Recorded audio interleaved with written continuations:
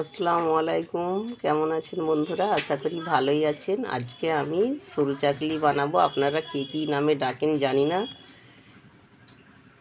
এই সরু চাকলি বানাতে গেলে দুটি উপকরণেই হয়ে যাবে, চালের আটা আর সামান্য পরিমাণ নুন।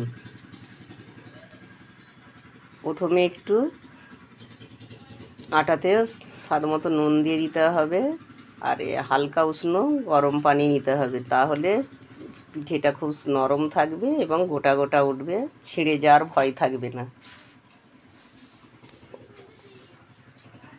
আমি পানিটা একটু হালকা উষ্ণ গরম করে নিয়েছি। এমন গরম করতে হবে যেটা হাত দিয়ে গোলা যায়। আর একটা কলা গাছের ডাঁটায় কেটে এনেছি, সেটাতে তেল মাখিয়ে কড়াতে দিয়ে দিলাম। এটা আমার শাশুড়ির হাতের কড়া, তাই কালো হয়ে গেছে। এবার এইভাবে গুলে নিয়ে এতে করে ঝাড়া দিতে হবে চারদিকটা।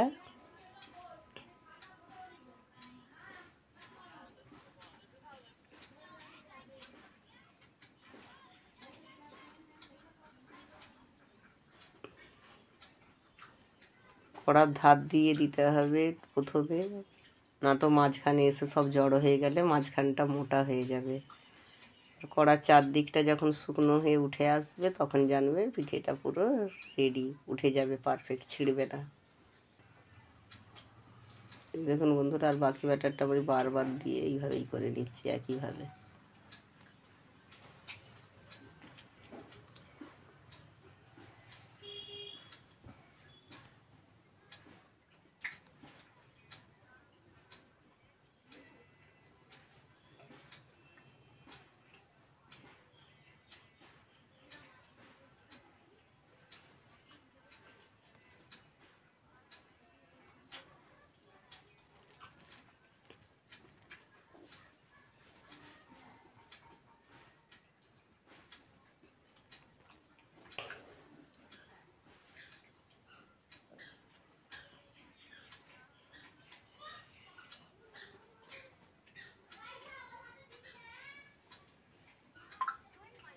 এই শীতের সময় এই রকম পিঠে আর খেজুরের গুড় বা মাংসের ঝোল, যে কোনো মাংসের ঝোল দিয়ে খেতে খুব ভালোই লাগবে।